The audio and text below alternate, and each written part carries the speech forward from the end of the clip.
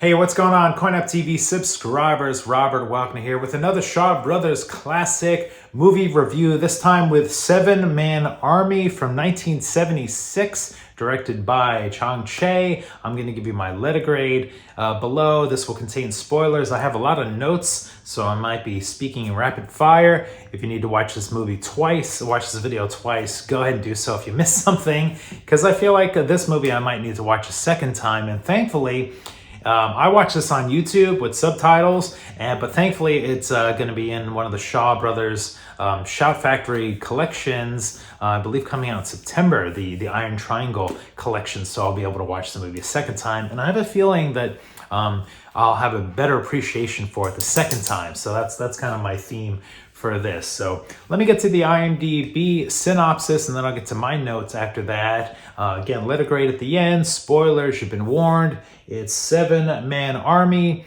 IMDb says, another iconic classic work from the action auteur Chang Cheh and winner of honorable mention for dramatic feature at the 13th Golden Horse Awards. Seven Man Army retells the legend of seven patriots defending against 20,000 Japanese soldiers and 50 tanks for 5 days at a strategic key point of the Great Wall known as Badaolouzi. If I'm saying that correctly, I hope I am. We'll see. We got the Iron Suit, some of the Iron Triangle members in here, starring T. Lung, David Chiang, Chen Kuan Tai, Alexander Fu Sheng. Of course, there's seven characters, but those are kind of like the main four that are like the stars of the features. Set in 1933, based on historic events, with our heroes as part of the 25th Division, fighting against Japanese soldiers. These are my notes here that I jotted down while I was watching the movie. So here we go. So the movie opens with a battle already in progress, and it is difficult to figure out what is going on, what is happening on screen. The screen direction and the action is very chaotic. Eventually, our heroes end up overtaking the stronghold called the Badaolouzi and defeat the oncoming forces.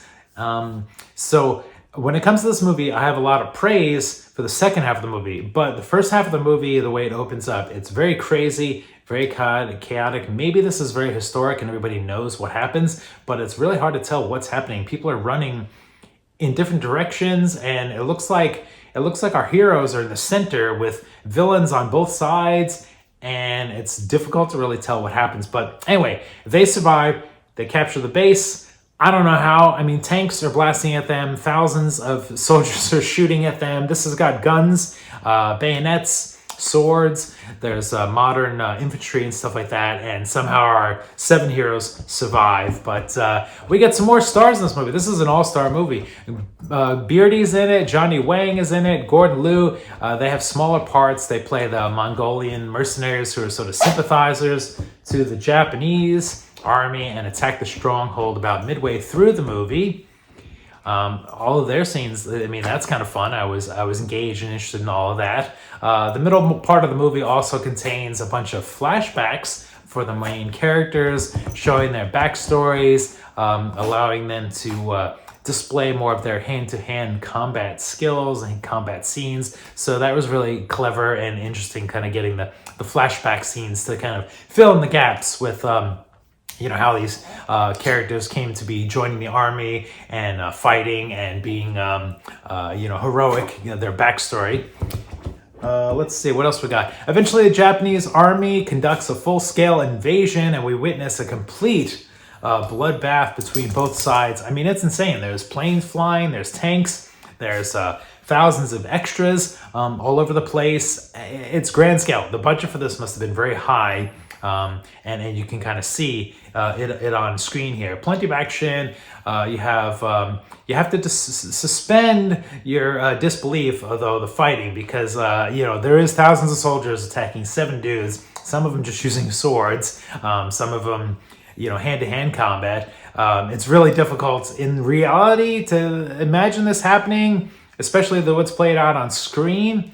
But I don't know, I guess according to this, it's historic, it happened, maybe it's been embellished over the years, maybe there was something different about the stronghold where maybe the the roads kind of came in together and bottlenecked, and it made it a little easier for them to defend. That's not apparent in this movie.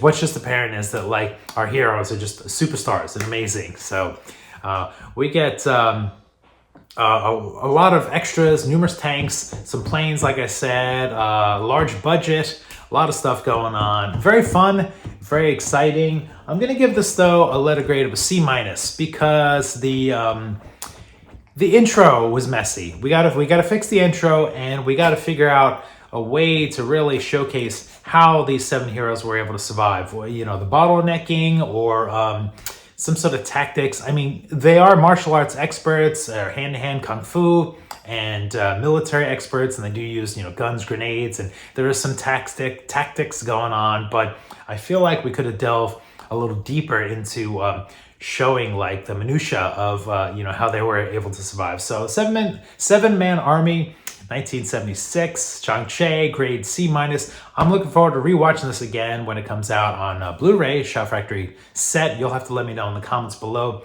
if you've seen this movie, what you think. It's you know, a little more on the contemporary side than I usually go for. If you're brand new to my channel, please subscribe, give this video a thumbs up, a like, also so I can help fight the YouTube algorithm demons that are out there. So thanks a bunch for watching. For CoinOp TV, we'll see you next time.